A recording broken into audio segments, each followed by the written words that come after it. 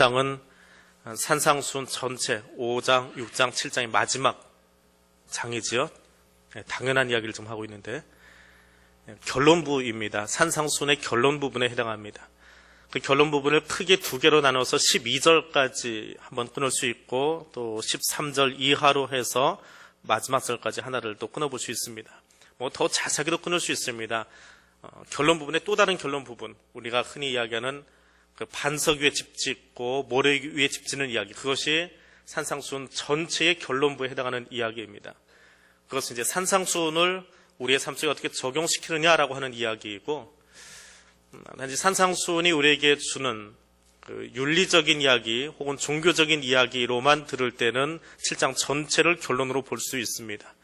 그러니까 주제를 어떻게 보느냐, 내용을 어떻게 보느냐에 따라서 결론 부분을 더 작게도 잡을 수 있고 크게도 잡을 수 있고 해석의 차원에서 볼 수 있는데, 전체 이야기로 보자고 한다면 이 비판의 이야기는 앞에 나오는 5장, 6장에 관한 이야기, 일반 윤리나 종교 윤리에 관한 이야기의 결론부에 해당합니다. 마태복음은 전부 5개의 설교가 등장을 합니다. 몰아서 설교 본문을 만들어 놓는데 산상수훈이라고 하는 큰 덩어리가 제일 먼저 나오고요. 그 뒤에 4개가 더 있습니다.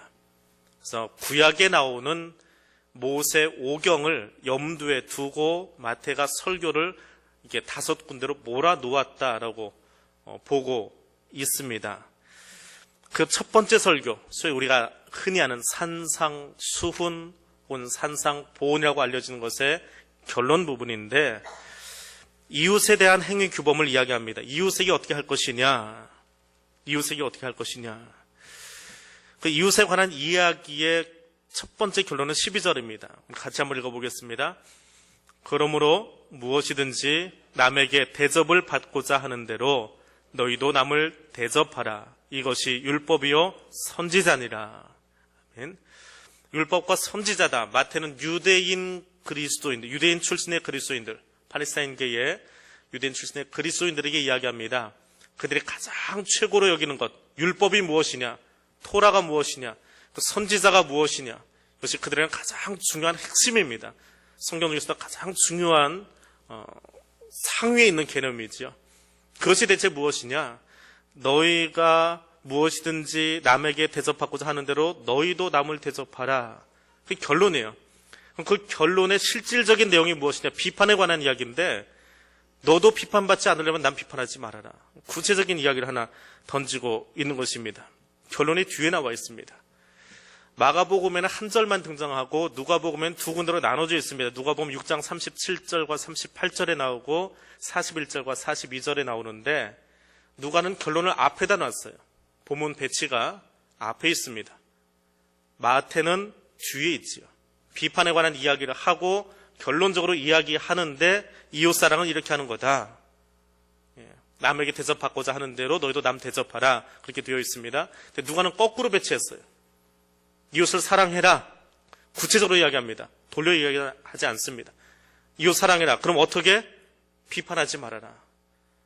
그리고 예를 하나 들고 다시 이야기합니다. 비판에 관한, 티와 들보에 관한 이야기를 한 번 더 합니다. 마태는 붙여놓은 것을 누가는 벌려놓은 차이점, 그리고 결론을 앞에다 놓았냐 뒤에다 놓았느냐라고 하는 차이점, 그리고 단어를 하나 더 씁니다. 잠시 후에 누가복음 이야기할 때 해드릴게요. 단어를 하나 더 집어넣습니다. 그래서 풀어놓은 거예요. 마태복음의 이야기를 조금 더 풀어서 써놓은 이야기가 나오고 있습니다.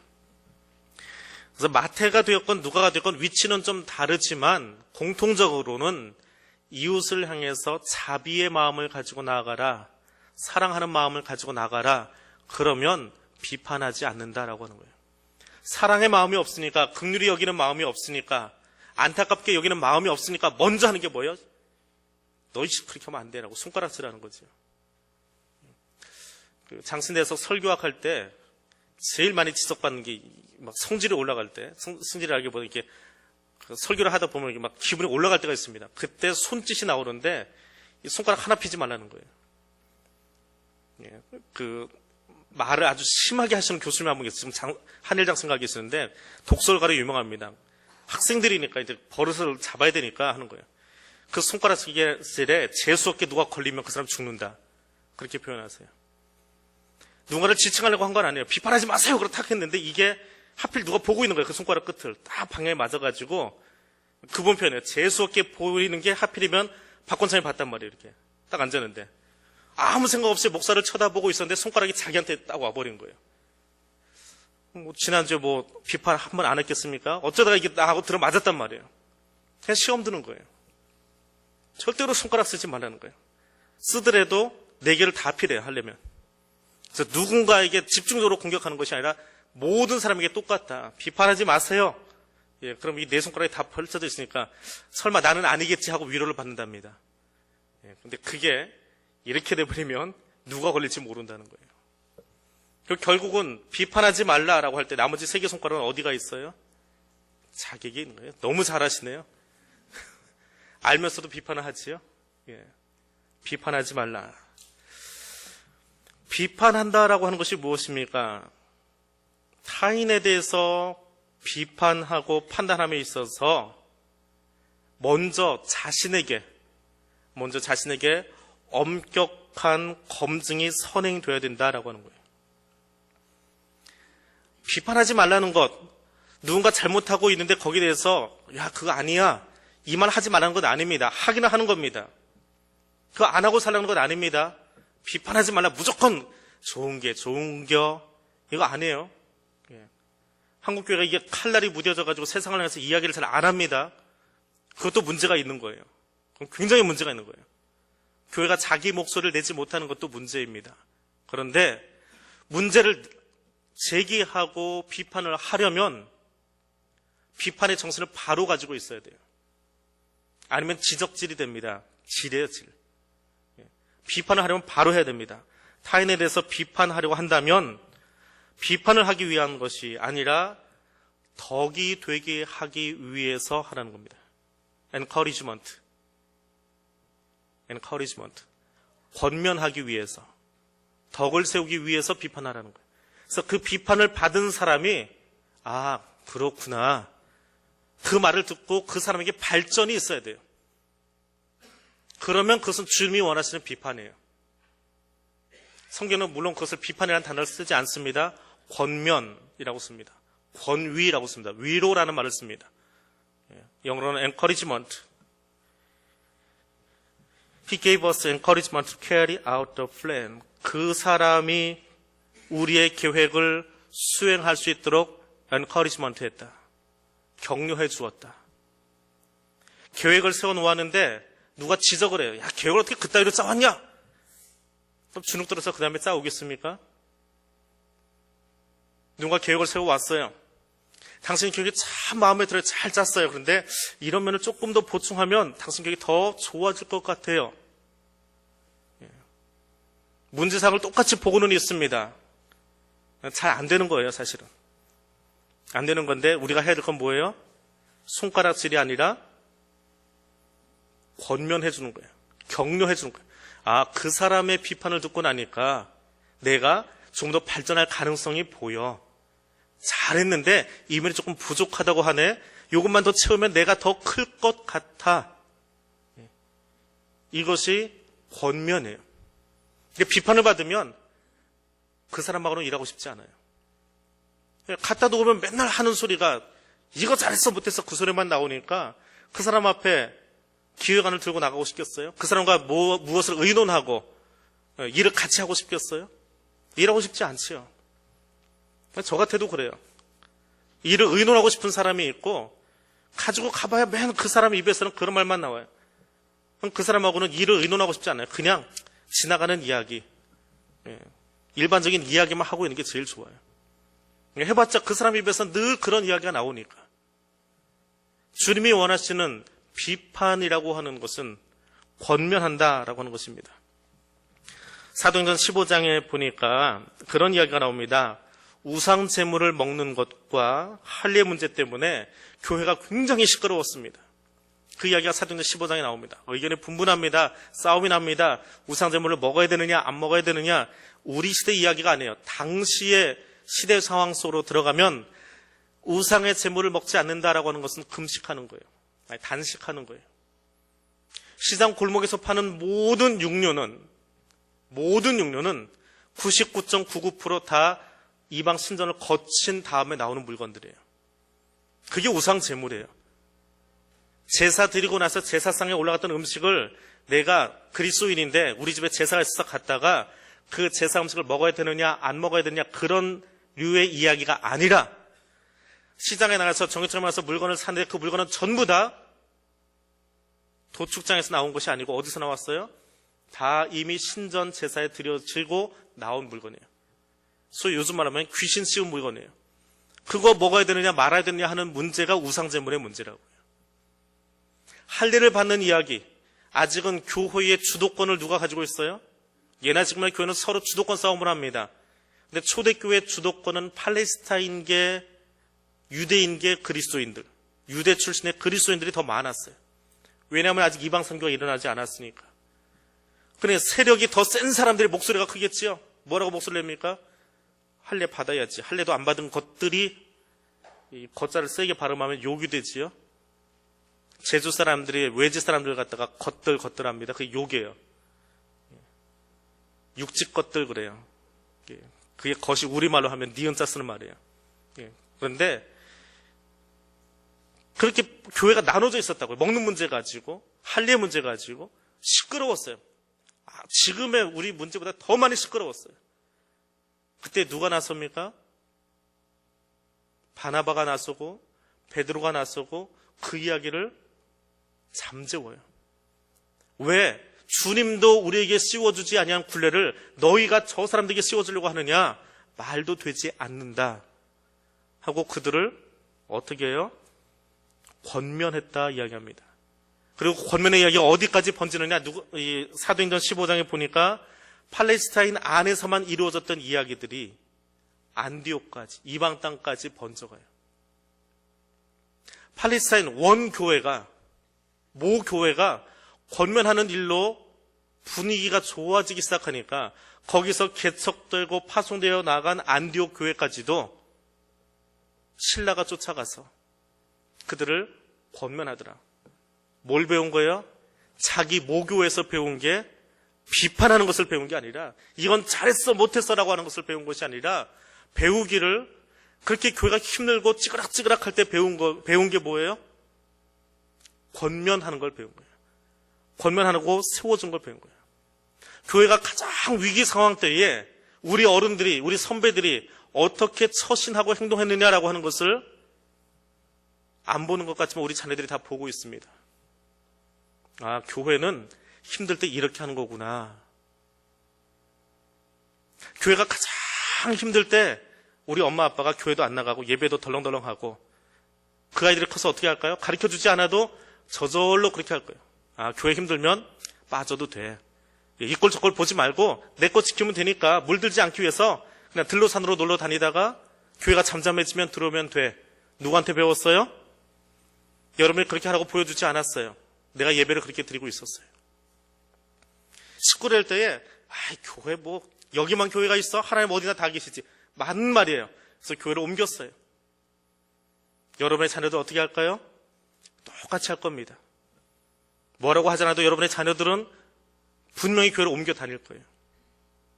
교회가 가장 힘들 때 우리 엄마 아빠는 교회 가서 뭐 했어요? 매일 교회 가서 누가 뭐라고 하든지 말든지 골방 져서 기도하고 나오세요.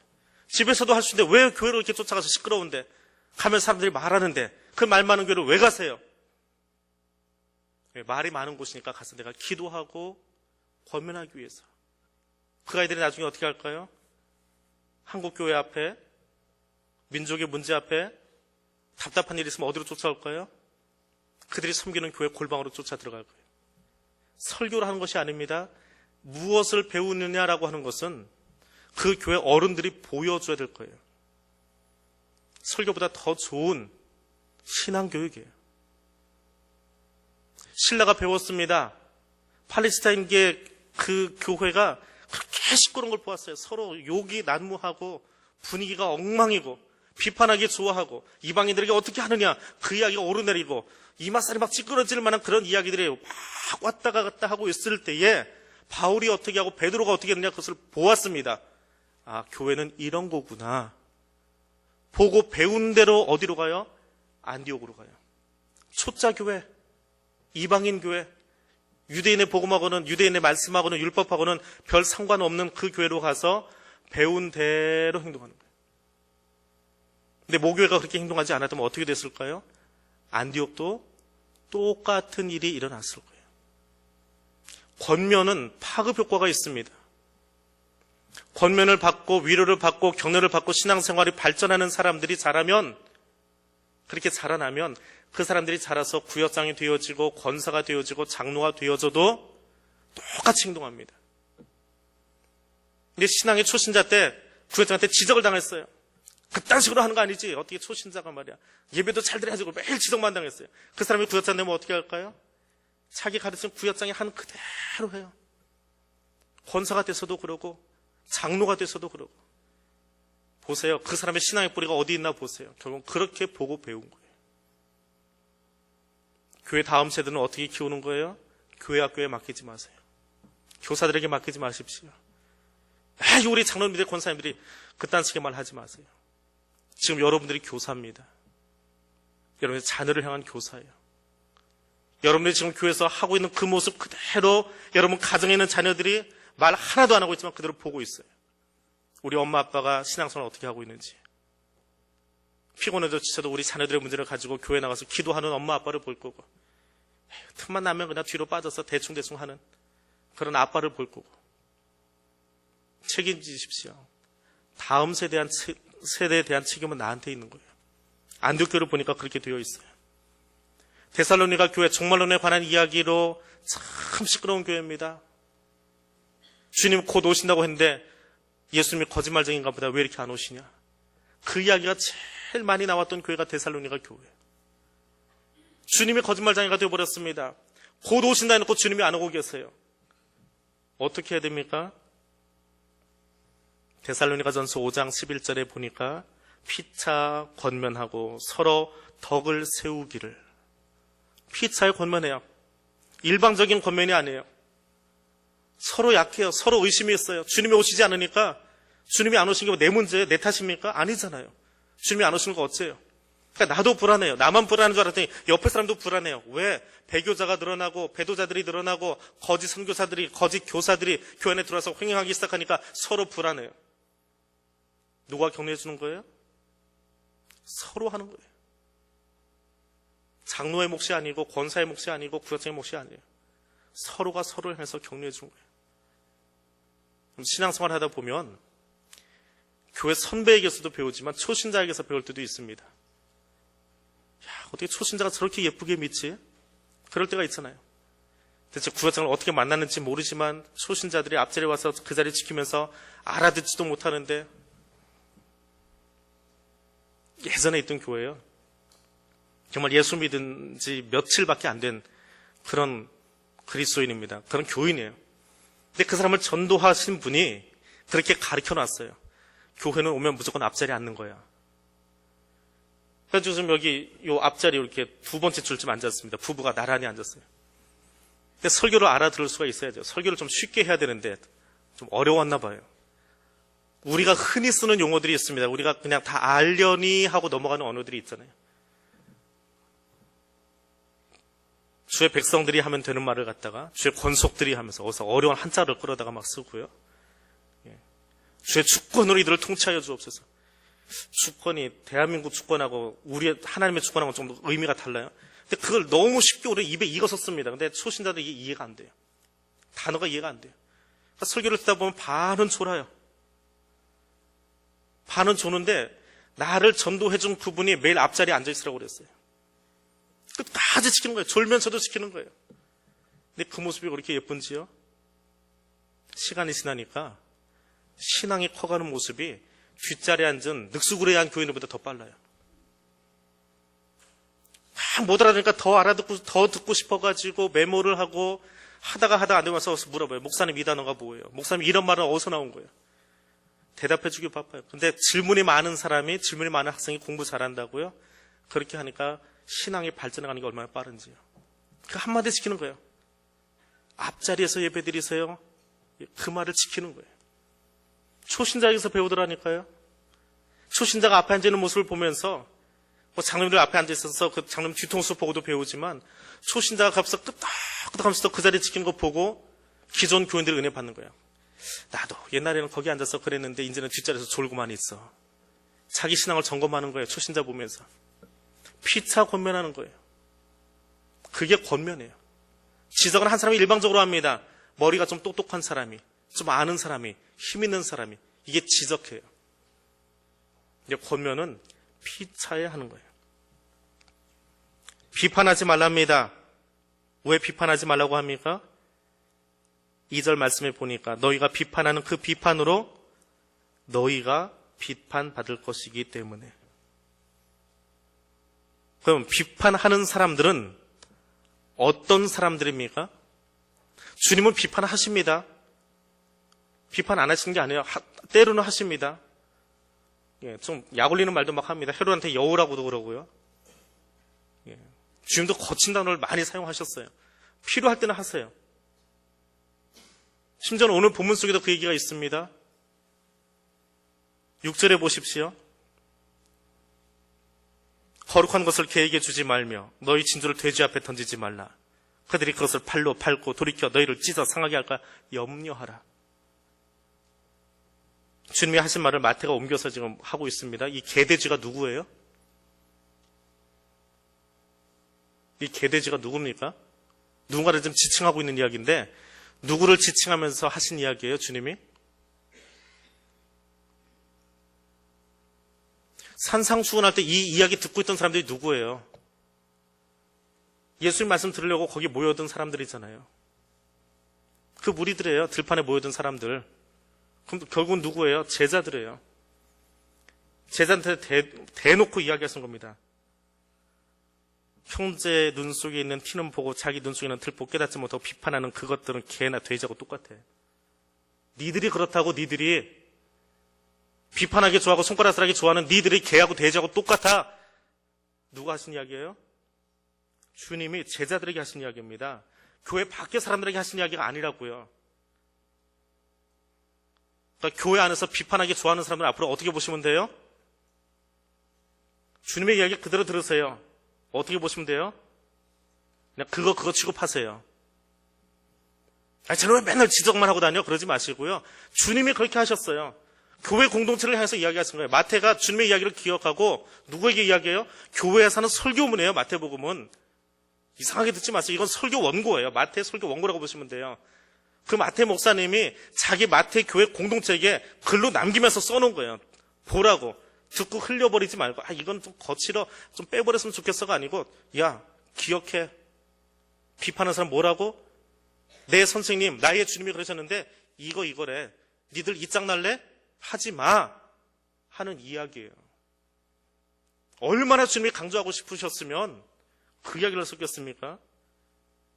제가 지금 이렇게만 이야기도 좀 얼굴 찡그리시는 분들이 있는데요. 유대인들이 그 이야기를 들었으면 어떻게 할까요?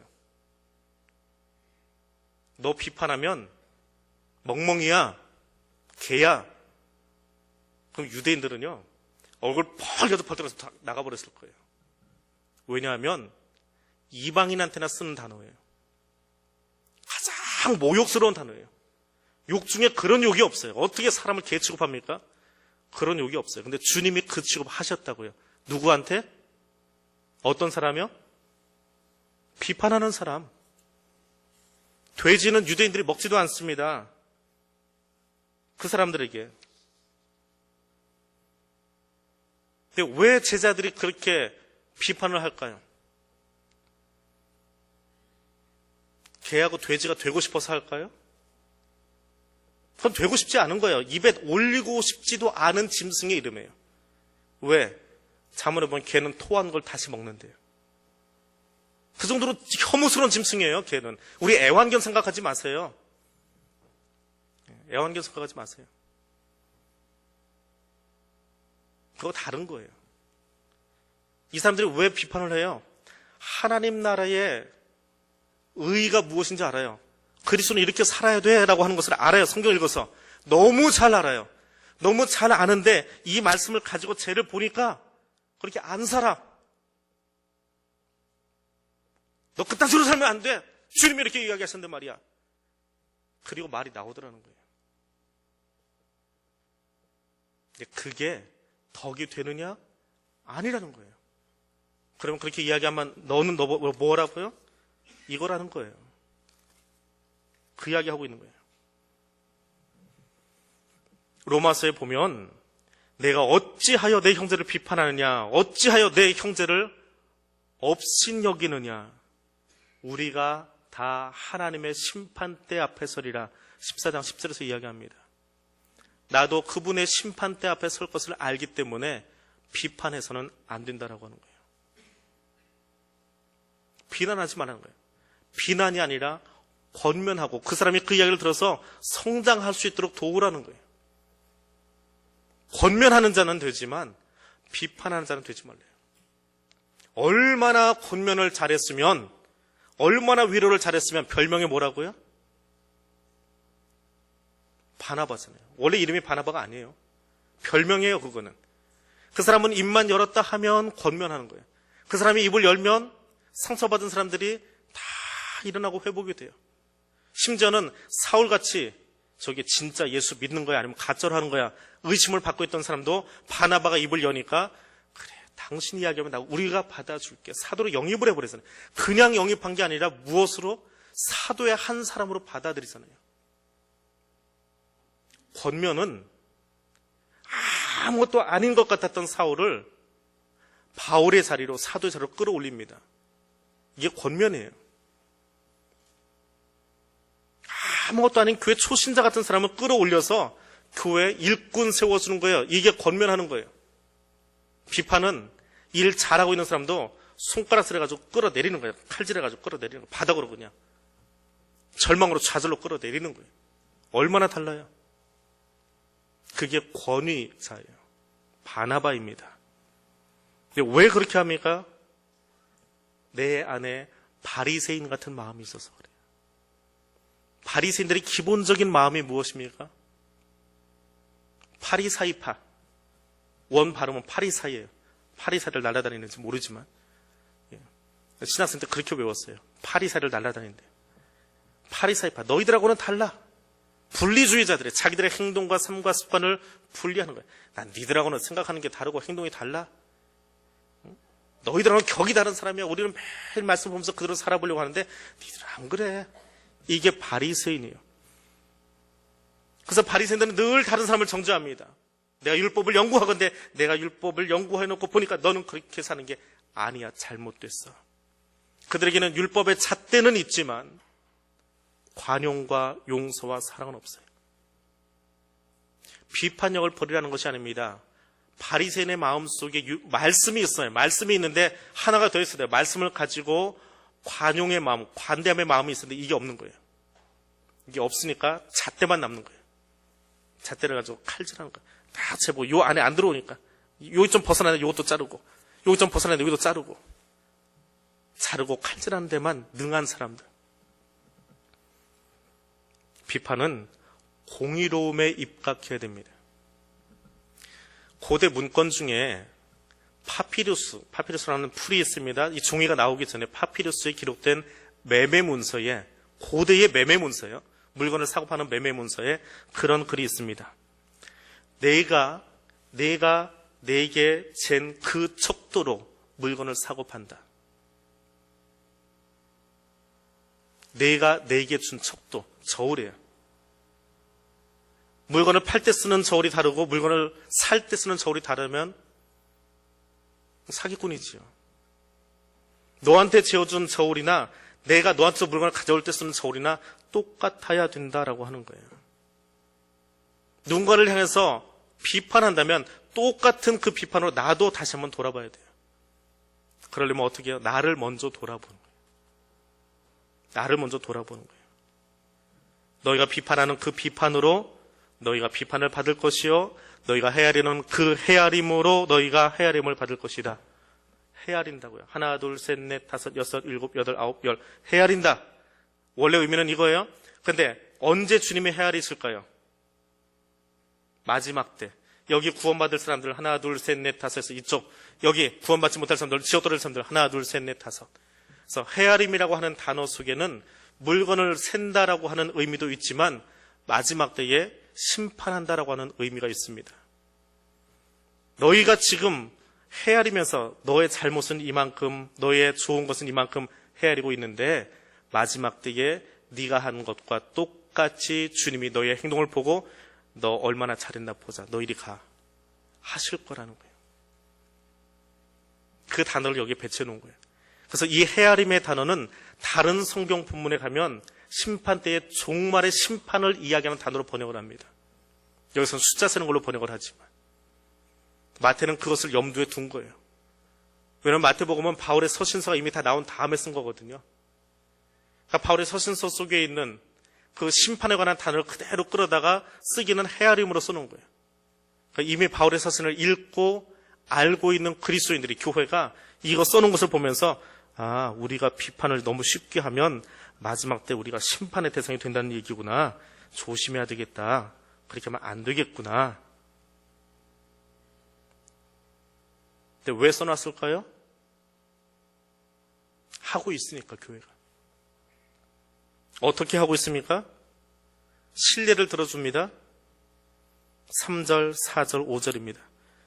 어떻게 해서 이럴 수가 있니? 해서는 안 되는데 형제 눈 속에는 티는 보고 그다지 중요하지 않은 건데 그거 가지고 생명 걸릴 일 아닌데 거기다 생명 걸고 나서가지고 죽을 둥 살둥하고 법정으로 끌고 나가고 싸움박질하고 이간질시키고 진리와 상관없는 이야기인데 그것 가지고 싸움을 붙여서 하고 있는 진리를 송산시키는 실수가 아니에요.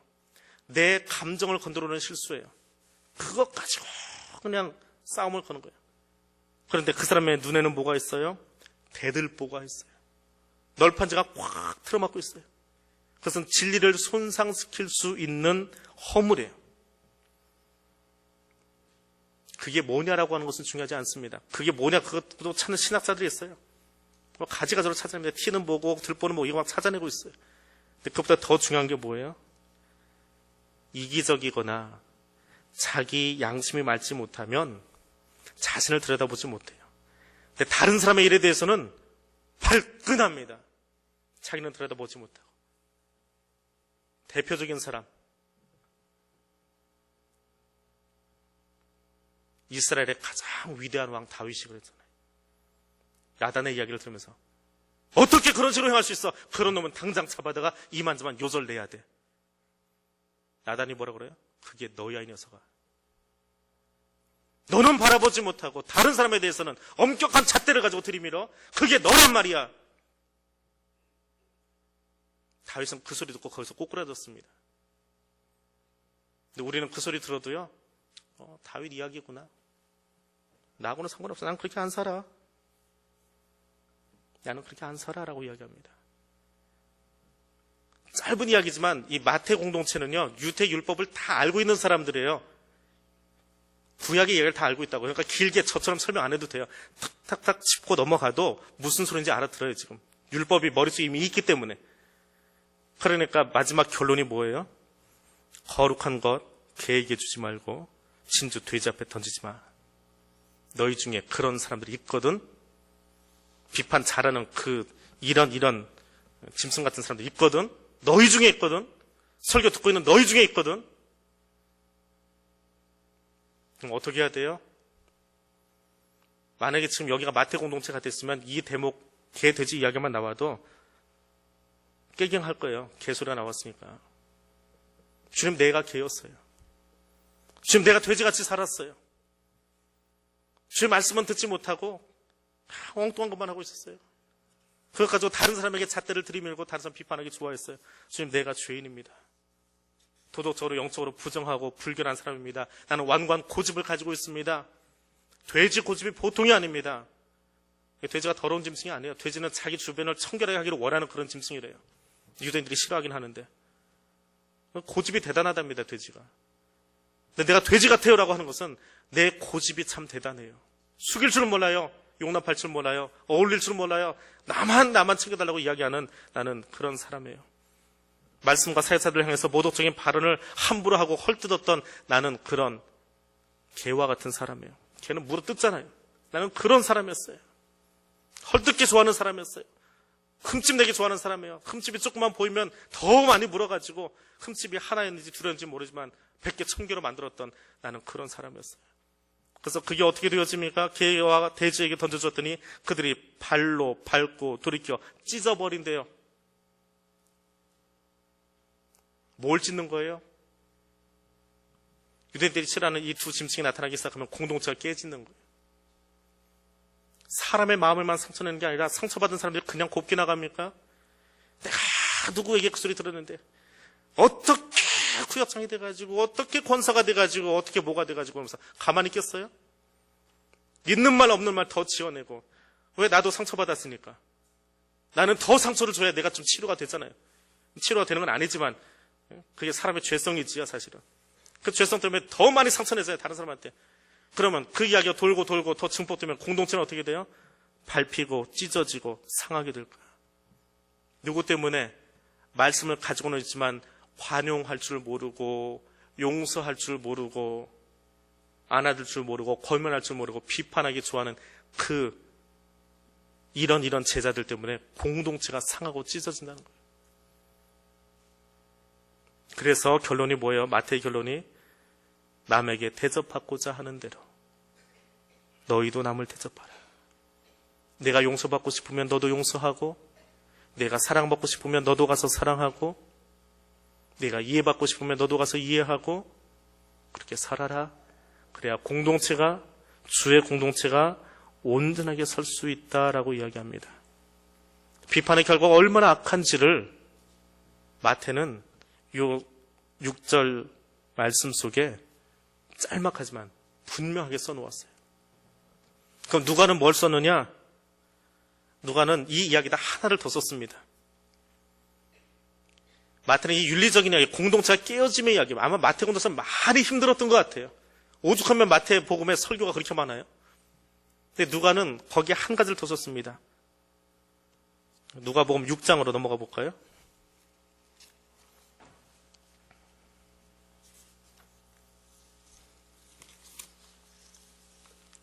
누가복음 6장 37절만 보겠습니다.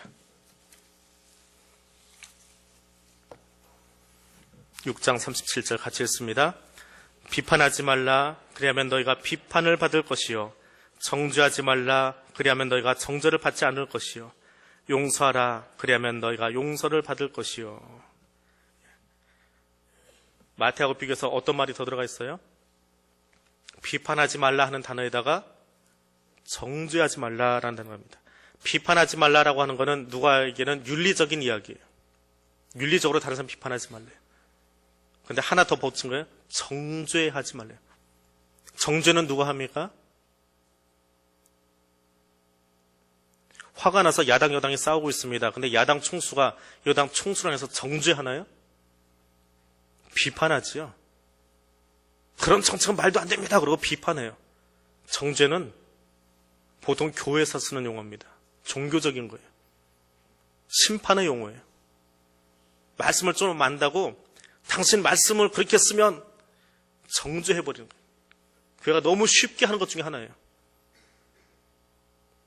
주님도 우리를 정죄하지 않으시려 하는데, 우리 용서하려고 찾아오셨는데, 용서받은 사람이 용서받은 감격이 없고 그걸 잊어버리니까 다른 사람 향해서 정죄하는 거예요. 아마 누가 교회는 이런 일들이 더 많았나 봐요. 그래서 마태 이야기보다 누가 조금 더 늦게 나왔는데 누가는 이야기를 첨가시켜놨어요. 정죄하지 말라. 비판도 하지 말지만 정죄하지 말아라. 종교적으로 정죄하지 말아라. 왜? 너도 멸망받을 죄인이기 때문에. 너도 멸망받을 죄인인데 주님이 용서해 주셨으니까 너도 그렇게 용서받았다면 용서하면서 좀 살아라. 정죄하지 말고 원수 갚지 말고 그것은 심판주이신 하나님께 맡겨라. 하나님이 마지막 날 반드시 심판하실 거다. 반드시 심판하실 거다. 바울이 편지를 씁니다. 고린도 교회 성도들에게 편지를 씁니다. 너희에게나 다른 사람에게나 판단받는 것이 내게는 매우 작은 일이라. 나도 나를 판단하지 아니하노니 내가 자책할 아무것도 깨닫지 못하나 이로 말미암아 의롭다함을 얻지 못하노라. 다만 나를 심판하실 이는 주시니라. 제가 말을 좀 유하게 읽었습니다. 근데 바울은 그렇게 쓰진 않았을 거예요. 바울처럼 공격을 많이 당한 사람이 어디 있습니까? 너 사도 맞아? 다른 사람들은 돈 받으면서 하는데 넌 오죽 실력이 없으면 사람들이 돈도 안 주고 지가 알아서 텐트 기워가면서 말씀 전하라고 그래? 네 말씀에 힘이 없나 보지. 네가 해놨던 교회들 봐봐. 다 죄다 문제투성이만 교회만 개척해가지고는 하다가 마음에 안 드니까 도망가고 마음에 안 드니까 도망가고 하여튼 온갖 말을 다 들었던 그게 바울이거든요. 근데 그 바울이 고린도 교회 자기가 가장 공을 들였지만 또 자기네서 가장 많이 공격하던 그 교회를 향해서 이야기합니다. 너에게나 다른 사람에게 판단받는 것이 내게는 작은 일이라 나도 판단하지 않겠다. 지쳐서 하는 말일 수도 있지만 왜요?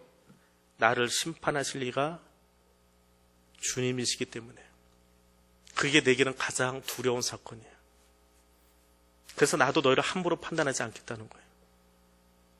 바울의 마음속에는 이 산상수훈의 이야기가 누가복음의 이 평지수훈의 이야기가 가슴속에 있는 거예요. 나를 판단하실 리는 그분밖에 없어요. 너희들이 뭐라고 하든지 간에 주님이 나를 보실 거예요. 그러니까 나도 너희를 향해서 함부로 이야기하지 않겠다는 거예요. 그리고 할 수만 있다면 한 가지는 하겠다는 거예요. 주님이 박해자였던 죄인 중에 죄인의 괴수 중에 하나였던 나를 용납하셔서 사역자로 쓰신 그 용서와 사랑을 나도 고린도 교회에 그대로 보여주겠다라고 하는 거예요. 그게 바울의 마음이고 우리의 마음이 되어야 합니다. 공동체를 파괴하는 제자는 뭐라고요? 그거하고 그거예요. 공동체를 어떻게 파괴해요? 주먹질 주고 하는 거 아니에요. 함부로 말하고 성급하게 판단하고 정죄하고 비판하는 것 때문에 공동체를 아프게 하는 거예요. 그 사람들은 그거예요. 제가 하는 이야기가 아니고 주님이 하신 이야기예요. 성경에 쓰여진 이야기예요. 다른 데서 끌어다가 막 쓰는 이야기가 아니니까 들으세요. 그렇게 살고 싶지 않으면, 그런 유로 취급받고 싶지 않으시면 어떻게 해야 돼요? 주님처럼 살면 돼요. 주님이 한없이 나를 용서해 주시고 사랑해 주신 것처럼 나도 그렇게 용서하고 사랑하면 돼요. 용서하고 사랑하려고 하니까 얼마나 아프고 힘이 듭니까? 바울의 찢어진 가슴을 보세요. 자기가 개척하고 세워놨던 그 교회가, 어느 교회보다 더 많이 공들였던 그 교회가 바울의 가슴을 얼마나 찢어놨어요? 그러않잖아요. 그 교회라서 편지를 몇 번이나 썼어요? 우리에게 전해진 것은 2개지만 3번이나 썼어요. 그렇게 공을 들여서라도 그 교회를 다시 세울 수만 있다면. 근데 지금 가보세요. 고린도 교회가 남아있나? 돌멩이밖에 없어요. 그렇게 공을 들여놨는데도. 나중에 어찌 될지언정 그건 주님이 하실 일이고, 내가 할 수 있는 일은 뭐예요? 내 가슴이 다 찢어지고 멍투성이가 되고 아파도 그들에서 주님이 내게 보여주신 그 사랑으로 내가 다시 베푸는 거. 그게 제자예요. 그게 예수의 사람이에요. 그 예수의 사람들이 모여서 있어야 교회가 교회다운 거예요. 거기가 천국 되는 거예요. 그렇지 않으면 우리지요. 우리. 짐승우리. 오늘 우리 교회를 교회되게 만들어 보십시다. 주님 바라보시면서 저 모임 안에서 나오는 소리는 정말 내 가슴을 시원하게 한다. 다른 데는 보면 우리 같은지 모르겠지만 내가 이 교회를 바라보면, 내가 이 모임을 바라보면, 내가 저기 모여서 밥 먹는 모습만 봐도 내가 너무 행복해. 거기서 나오는 모습이 다 나를 닮은 사람들만 있어서, 나를 닮은 사람들이 모여서 거기서 이야기 나누고 같이 서로 협력하고, 장로가 초신자에게 배우고 초신자가 권사님에게 배우고, 그런 모습들을 보면서 누가 기뻐하실까요? 우리도 좋지만 주님이 기뻐하실 거예요.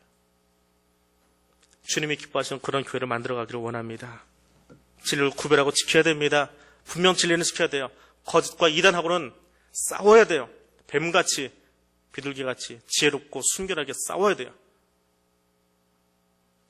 그러나 공동체를 위해서, 하나님의 공동체를 위해서는 용서와 관용으로 함께 나아갈 수 있는 정말 지혜로운 사람들, 이 시대를 구별하고 나를 구별할 수 있는 사람들 될 수 있기를 원합니다.